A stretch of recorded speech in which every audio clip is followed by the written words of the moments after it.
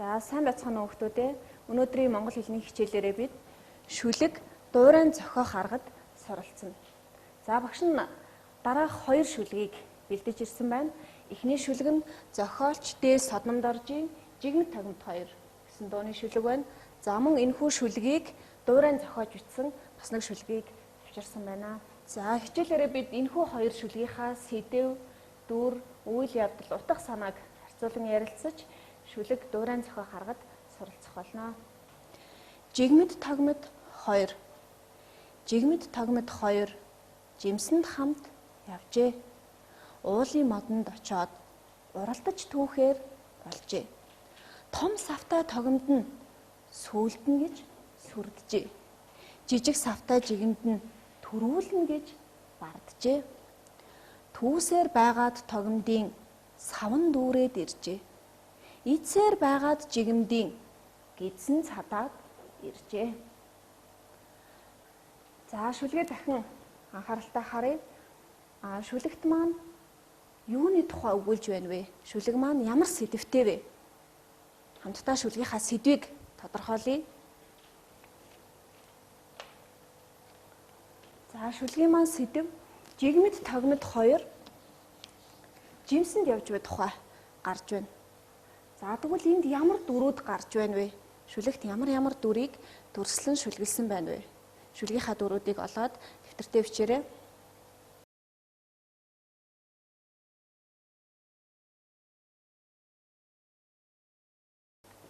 За тэгвэл энэхүү шүлэгт маань жигмэд, тогмод гэсэн юм 2 дүр гарч байна. За тэгвэл шүлгээ дахин эхнээс нь нэгтлэн уншийе. Шүлэгт маань ямар үйл явдлууд гарч байна вэ? За шүлгийнхаа үйл явдлуудыг дистраллаар нь бүгдээрээ тоочин нэрлэе.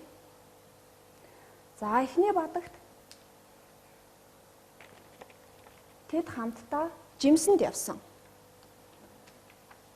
За дараагаар нь уулын модонд очоод тэд жимсээ уралдаж түүхээр болсон.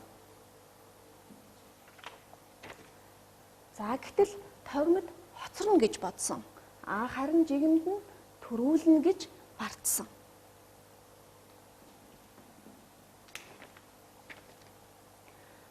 За үүний дараа тогмод хидээ том савтайч гэсэн жимсээ тасралтгүй түүсээр байсан. За тийм учраас түүний сав нь дүүрч эхэлсэн. За тэгвэл шүлгээ дахин уншаад асуултанд хариулъя.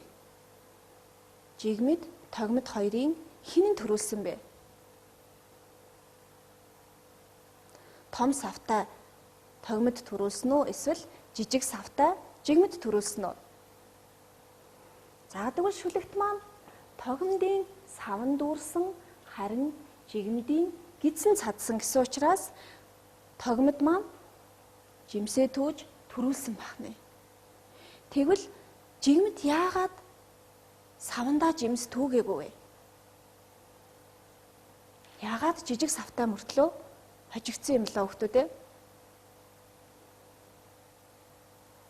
За тэгвэл жигмэд жижиг савтай учраас би төрүүлнэ гэдэгтээ хитрхи бардсан учраас эхлээд жимсээ цадтлаа идэе, түүний дараа савндаа түүе гэж бодсноос хожигдсан бахнэ.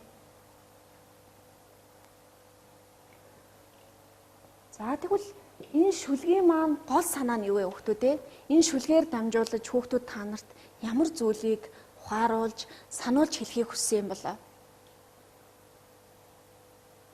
Тогомдыг төрүүлэхэд юу нөлөөлсөн бэ? Харин жигэмдийг хожигдоход мөн юу нөлөөлсөн бэ? Яагаад жигмэд хожигдсан бэ? За тэгвэл шүлгийн маань гол санаа аливаа зүйлд хитрхи бардам, хандлаггүйгээр тасралтгүй хичээл, зүтгэл гаргах юм бол амжилтанд хүрэгдэг юм а гэсэн санааг том савтай тогомдын жишээгээр сургамжилсан байна. За одоо хамтдаа 2 дугаар шүлгээ уншийе. Дэлгэцэнд анхаарлаа хандуулаад шүлгээ анхааралтай сонсоорой. Очроо дараа 2. Очроо дараа 2 олимпиадад оролцохоор болжээ. Оролцох газраа очоод уралдаж бодохоор болжээ. Онцгой ухаантай очроо нь оройд нь гарна гэж боджээ. Даанаас сэргэлэн дараа нь давтлага авахаар болжээ. Сандарснаасаа болоод очроо санамсаргүй хожигджээ. Арай сэргэлэн дараа нь алдар хүндтэй болжээ. За тэгвэл хоёр дахь шүлэгт маань очроо дарай хоёрын тухай гарч байгаа юм байна. За тэгвэл шүлгийн маань сэдэв олимпиадад оролцож буй тухай өгүүлж байна. За тэгвэл хоёр дахь шүлгийн маань дөрүүд юу вэ хүүхдүүдээ бодорой. Очроо дарай хоёр гарч байгаа юм байна. За тэгвэл мөн өмнөх шүлгийн адил очроо дарай хоёр шүлгийнхаа үйл явдлыг хамтдаа тоочин нэрлэе. За үүний тулд шүлгээ дахин нэг сэргээн уншаарай. За хамтдаа шүлгийнхаа үйл явдлыг тоочин чагсаая. За тэд эхлээд олимпиадад оролцохоор болсон. За ингээд оролцох газараа ирээд уралдаж бодохоор шийдсэн. Жигмэд тогмод хоёр шүлэгтэй маань ижил очроо мөн л төрүүлнэ гэдэгтээ бардан байсан. За харин дараа олимпиадаа амжилттай оролцохын тулд давтлага авахар болсон. Очроо олимпиад болоход сандраад хожигдсон. Харин дараа маань давтлага авч хичээлээ давтсан учраас алдар хүндтэй болсон буюу олимпиадаа тэргүүлж чадсан. За тэгвэл энэхүү шүлгийн маань гол санаа мөн адил жигмэд тогмод хоёр шүлгийн гол санаатай адил хичээл зүтгэл тууштай зан чанар болвол хүнийг амжилтанд хүргэдэг юм а гэсэн санааг гаргасан байна. За одоо хамтдаа энэхүү хоёр шүлгээ харьцуулан ажиглая. За хоёр шүлэг маань хэлбэр, хэмнэлийн хувьд юугаараа адил, юугаараа ялгаатай байна вэ гэдгийг ажиглацгаая. Жигмэд тогмод хоёр шүлэг маань тус бүр 4 мөр бүхий 3 бадгаас бүтсэн. Мөн очроо дарай хоёр шүлэг маань адилхан 4 мөр бүхий 3 бадгаас бүтсэн байна. За тэгвэл мөр дэх үгийн тоо хэд байна вэ хүүхдүүдээ? Ажиглаж хараарай. За шүлэг маань хоёулаа адилхан мөр дэх үгийн тоо ижил 3 үг байна. За энэ маань шүлгийн маань илүү хэмнэлттэй, сонсголонтой болгож өгч байна. За тэгвэл хэлбэрийн хувьд хоёр шүлэг маань ижилхэн байна. Тэгвэл сэдэв, дүр, үйл явдлын хувьд ижил үү эсвэл ялгаатай юу гэдгийг одоо харьцуулан харцгаая. За эхний шүлэгт маань жимсэнд явж байгаа тухай өгүүлж байгаа бол хоёр дахь шүлэгт маань олимпиадад оролцож байгаа тухай өгүүлж байна. Тэгэхээр энэхүү хоёр шүлгийн маань сэдэв ялгаатай байна, тийм үү? Харин дүрийн хувьд жигмэд тогмод хоёр гэсэн дүр байсан бол дуурайн зохиохдоо очроо дарай болгон өөрчлөн дуурайн зохиосон байна. За харин үйл явдлын хувьд сэдвээсээ хамаарад мөн ялгаатай зохиогджээ. Эхний шүлэгт маань жимсэнд явсан, уралдаж түүхээр шийдсэн. За тэгээд нэг нь төрүүлж байгаа тухай гарч байгаа бол за очроо дараа хоёр шүлэгт маань олимпиадад оролцож байгаа гэсэн сэдвээсээ хамаарад олимпиадад оролцохоор болсон, бодлогоо уралдаж бодохоор шийдсэн. За тэгээд дараа давтлага авч байна. Харин хичээлээ давтаагүй учраас очроо маань олимпиаданд оролцохдоо сандарсан. Харин хичээлээ давтсан, хичээл зүтгэл гаргаснараа дараа алдар хүндтэй болж байгаа гэсэн юм ялгаатай үйл явдлууд ямар сэдв сонгосноос хамаарат ялгаатай харагдаж байна. За тэгвэл одоо хамтдаа дэлгэцэнд анхаарлаа хандуулад шүлгийнхаа ижил ба ялгаатай талыг тэмдэглэж аваарай.